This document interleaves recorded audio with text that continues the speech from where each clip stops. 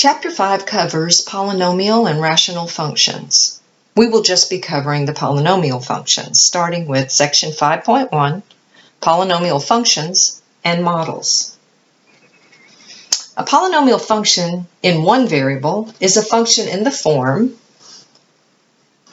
f of x equals a to the n, a sub n x to the n plus a sub n minus 1 x to the n minus 1 plus dot dot dot to a to the first, a sub 1 x to the first plus a sub 0. Now what is all of this? These subscripts just tell us that this is the coefficient. Sub n means it goes with the x that has a power of n. So that's just some coefficient, some number coefficient that goes with this variable. And now notice and the same here. This is the coefficient that goes with x raised to the n minus 1. Now remember, n is our degree of our polynomial. It's the highest power on x, and we have them in descending powers, so we start with whatever that highest power is. If this was 5, this would be 4, there'd be 3, 2, 1, if we have coefficients. Of course, the coefficient could be 0, and we might skip a term, but that's okay. But you see, we go all the way down to x to the first power, and then, of course, a constant if we have one. And we could say that's a sub 0 times x to the 0 power, but what's any non-zero number raised to the 0? Yeah, it's 1. So that would be like a sub 0 times 1. We don't need to write that, so we just write a sub 0. So these are all of our constants, and they are called the coefficients.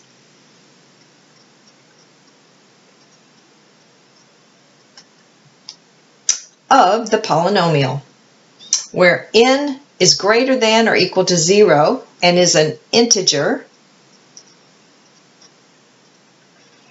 and x is the variable.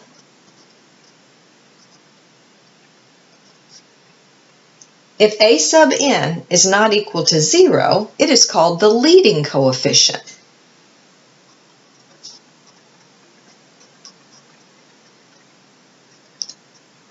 A sub n being the first coefficient for the first term. Of course, if it is 0, we wouldn't even have that term, would we? So it's the leading coefficient, and n, as I said before, is the degree of the polynomial.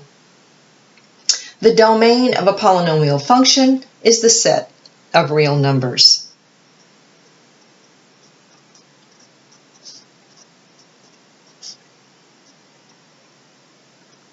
And in interval notation, we may want to write negative infinity to positive infinity, just to remind ourselves that's what we mean by the set of real numbers. The leading term, in other words, the first term in this polynomial function, of course, is a sub n x to the nth power, and the term a sub 0 is called the constant term. A polynomial is in standard form if the terms are listed in descending order.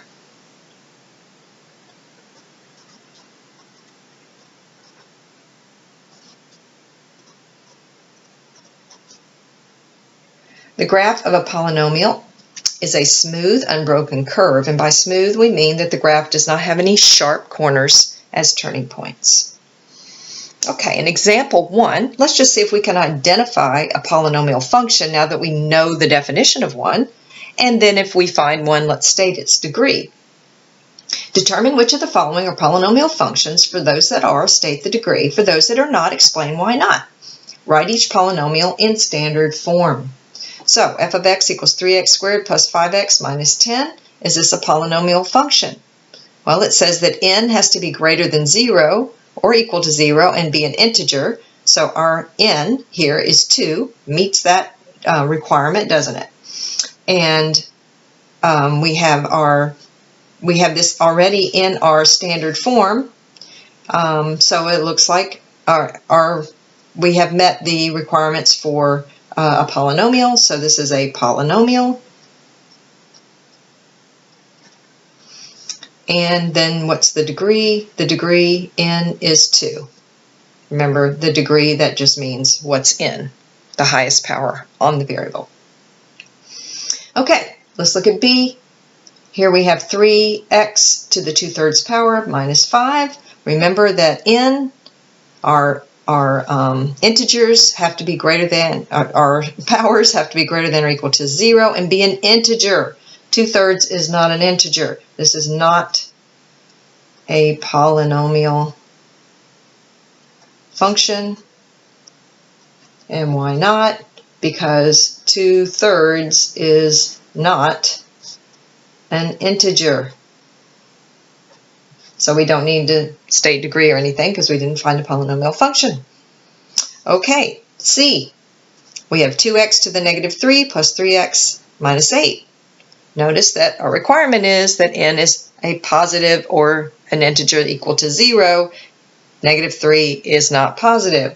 So this is not a polynomial function.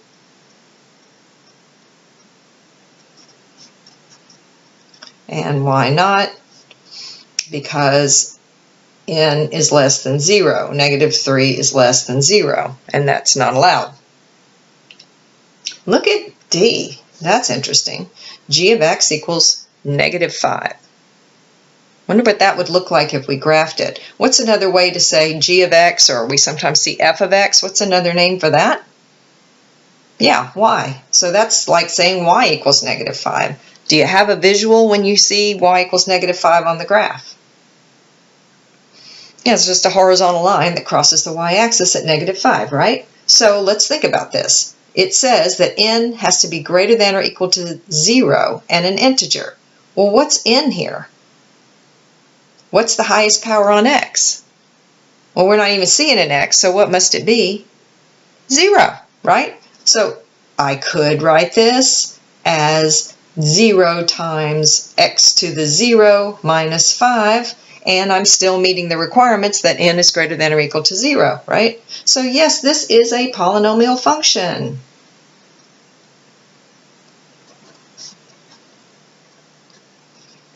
It is one. And the degree, what do you think the degree is? What's the highest power on x? 0, right? So our degree is 0. Okay, so notice that would be a function because a horizontal line is a function, right? It passes the vertical line test. Okay, finally, g of x equals 3x times the 2x squared minus 1. Well, let's multiply that out. Let's get it in a standard form. To be sure, that's 6x cubed minus 3x. Okay, now we have it expanded out.